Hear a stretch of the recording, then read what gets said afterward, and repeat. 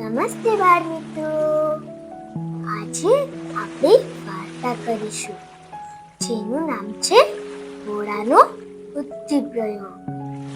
તમે બધા તો તૈયાર જ હશો ને? તો ચાલો આપણે બધા તેમાં જોડાઈને લાઈક, શેર અને સબસ્ક્રાઇબ કરી દેજો.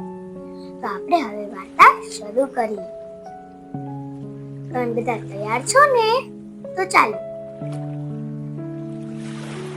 એક ગામમાં ઘોડા નામનો એક સાદો અને ભોળો ખેડૂત રહેતો. ઘોડા બહુ મહેનતદાર હતો, પણ ઘોડા લોકોના કહેવાથી તરત માનતો.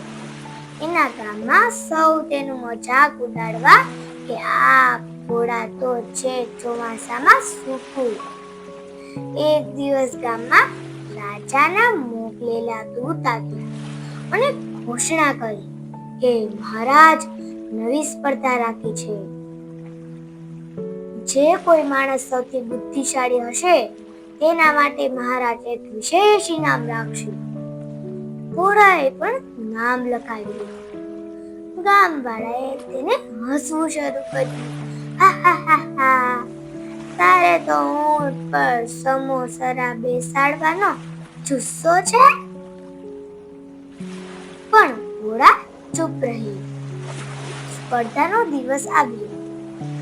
રાજાના મહેલમાં દરેક સ્પર્ધકને પ્રશ્ન પૂછવામાં આવ્યા. આખરે ઘોડાની વારે આવી. રાજાએ તેને પૂછ્યું, એવું શું છે કે જેને જોવામાં બધાને ડર લાગે છે, પણ જો એ ન હોય તો દુનિયા જ ચાલે નહીં? ઘોડા થોડોક વિચાર્યો, પછી હસીને ઉત્તર આપ્યો, અંધારું. રાજા આશ્ચર્યમાં પડી ગયા. આ તો સાચો જવાબ છે. હવે બીજો પ્રશ્ન, એવું શું છે જે તમે તોડશો તો પણ કોઈને દુઃખ નહીં થાય? ઘોડાએ તરત કહ્યું, વચન. આ જવાબ પણ સાચો હતો. હવે આખરે છેલ્લો પ્રશ્ન, એવો માણસ કોણ જે દરરોજ તમારી સાથે હોય પણ તમે તેને જાણતા નથી? ઘોડાએ થોડીક વાર શાંતિથી માથું કંચવાડ્યું. આ શું હશે? પછી તેણે ધીરેથી કહ્યું, તમારું ભવિષ્ય. આ ઉત્તર સાંભળીને રાજા ઊભા થઈ ગયા. એમણે ઘોડાને ગળે લગાવ્યો અને કહ્યું, એવો સાદો માણસ પણ કેટલી ઊંડી સમજ. ઘોડા, હવે માત્ર તારું ગામ નહીં, આખું રાજ્ય તારી બુદ્ધિ માટે તને ઓળખશે. એ દિવસથી ઘોડા માટે લોકોના ભાવ બદલાઈ ગયા. હવે તેને ઘોડા બાબા કહેતા અને બધા તેને એના સલાહ લેવા આવતા.